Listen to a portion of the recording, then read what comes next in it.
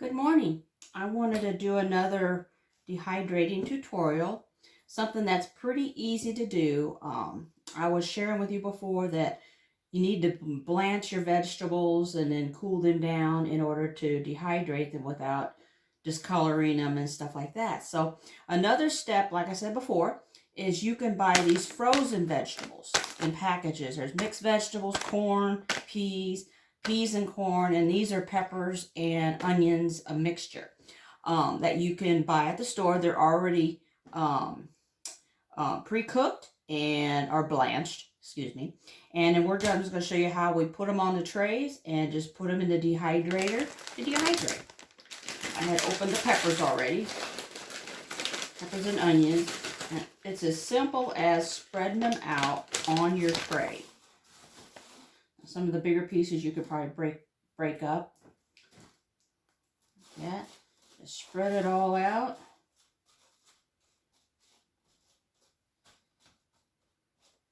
Like that. And then you stick that into the dehydrator. And then we'll take the next bag. Gotta get my little scissors here. I got where I put them. Alright, we'll do the next tray in peas. Now you want to lay your vegetables in a single layer pretty much.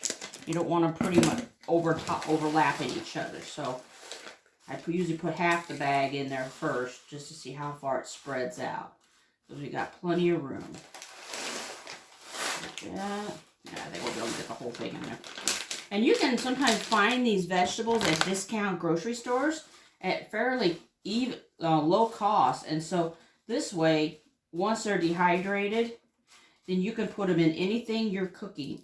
And whatever the broth is, it will rehydrate. Sometimes you do got to add a little water to compensate or liquid to your stew or whatever you're cooking in order so it doesn't take away from doesn't get too thick. So that's what you do. You just lay them on a tray like that. It's this simple to dehydrate vegetables. Put the peas in. Alright, and we'll do corn next. One thing nice about the corn is once you dehydrate corn, you can go ahead and once it's completely dry, you can put it in a grinder and grind it to cornmeal and use that as a cornmeal base for cornbread and other things that you make with corn flour. So that's one thing, there's a double thing here with corn when you dehydrate it. Because that's all cornmeal is anyway, is dried corn, dehydrated already, powderized. So you're doing the same thing. You're taking this corn and dehydrating it. So that's another little tip there with your corn. If you dry up enough corn, you can just put it in a mill and grind it up for cornmeal. Spread it out, break up any lumps you see. But this will completely get so small, they shrink up really good.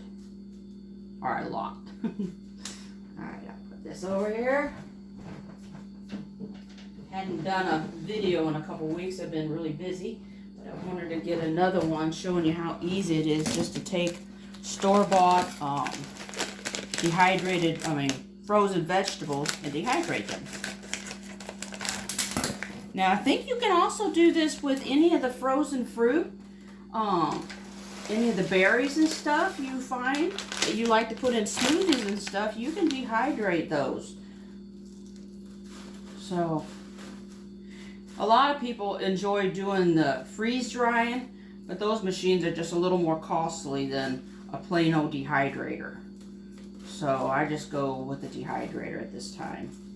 Even though we love freeze-dried fruit. You can get those in the packages and they're crunchy and they're really good, but this works just as well.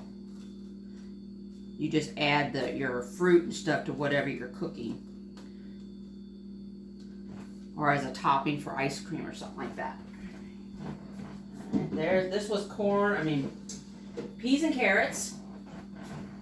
And finally, I'll put a tray in of mixed vegetables.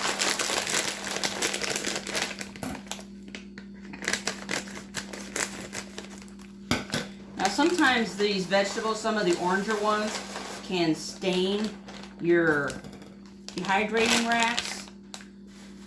It's hard to get that orange out of them. I noticed that in one of my past dehydrating films. It actually made the tray look dirty. Well, it wasn't. It was just stained from something orange I had dehydrated. Tomatoes will stain your racks as well. And there's the mixed vegetables. Now put this in. That's all I have to dehydrate this morning. But I did notice when I was looking at my trays that there's a difference between the sides. The shiny side is the side that's flat and you want up. If you flip it over, it's kind of like it shows the little ridges, and that's not a shiny side. So that's the underside of your dehydrating tray, your rack. Anyway, I hope this was helpful to you, and I'll show a video of when they're dehydrated, and we'll get them packaged up. Thank you so much. Okay, it's the next morning, and everything has dried. Got the corn here. I got everything stacked up. When you get them out of the dehydrator, you want to let them cool down a little bit because you don't want any heat in there in the jar. So anyway, what I do is once everything is completely dry, I get a glass dish because it's easier to put them into the dish in order to transfer them to the jar. I just sat them on top of each other here. All right. Okay, pour each of the hydrated items into your container. Like that. I'll move that one. Over here.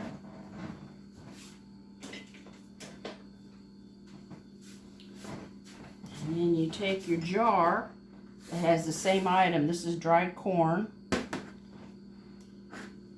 And then you'll just take and pour it into the jar. You'll hear that clinky sound when you know your items are completely dry.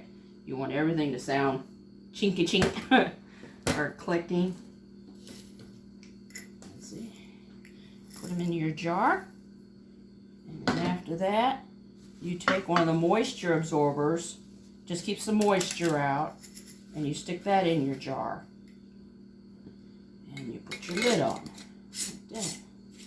Okay, there's the corn. Alright, get the peas here. When they're dehydrated, they'll crunch in your fingers, or they'll be too hard to break, but these are completely dehydrated. These are the easy steps you take to dehydrate frozen vegetables. It's real simple.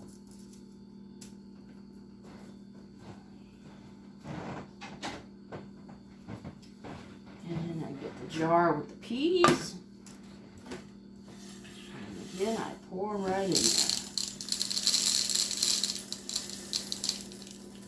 The more you fill up your jar, the less space there is for oxygen. Put a moisture absorber. These are the little pillows I make myself. I showed that in another video before.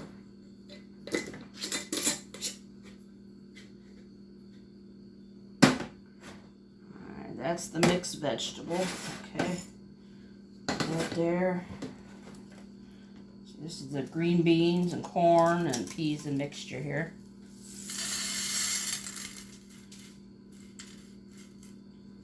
Knock everything off into your dish. Sometimes they tend to stick to your trays. Alright.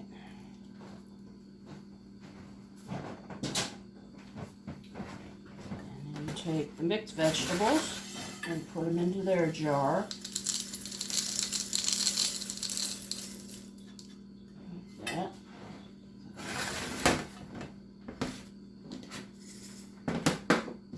Put your moisture absorbing packet in. I won't seal it completely. I want to make sure everything is completely dry, cooled off. So I'm not going to tighten it completely down. That little pea trying to get away. Alright, this is peas and carrots. Like that. I'm going to have to get another jar.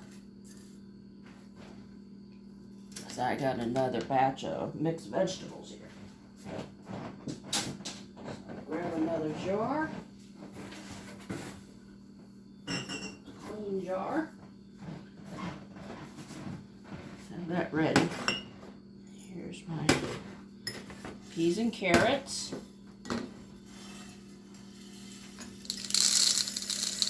Like that. I got one more of those, so I'll get go ahead and get this.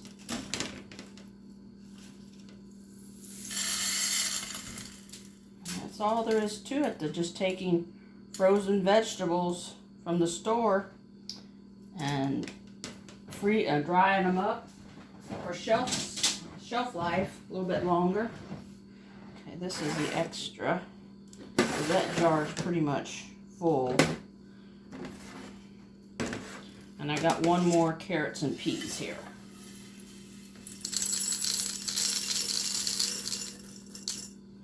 Just like that. I'll add more to that. I'll get another couple packets of mixed vegetables today and get those dehydrated so each jar is already completely filled up.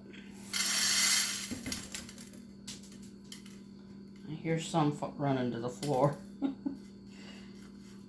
You see, some of these peas are real tiny. They can squeeze through your grate. Oh, they're teeny tiny. Alright, put some more peas and carrots in here. Just like that.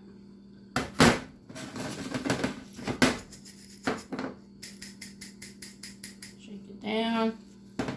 Stick your moisture absorber in there and lightly put your lid on. So there you have it.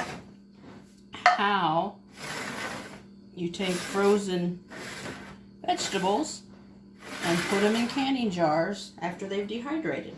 And then you can add them to anything you're making, whether it's stews or stir fries or whatever. And like I said before, with the dehydrated corn, you can completely put that in a grinder and grind that up into cornmeal and use it as cornbread or whatever you make with corn flour. So anyway, I hope this was helpful to you, and I thank you, and I'll come up with another video in the coming weeks. But I hope this was helpful to you. Thank you so much. God bless and shalom.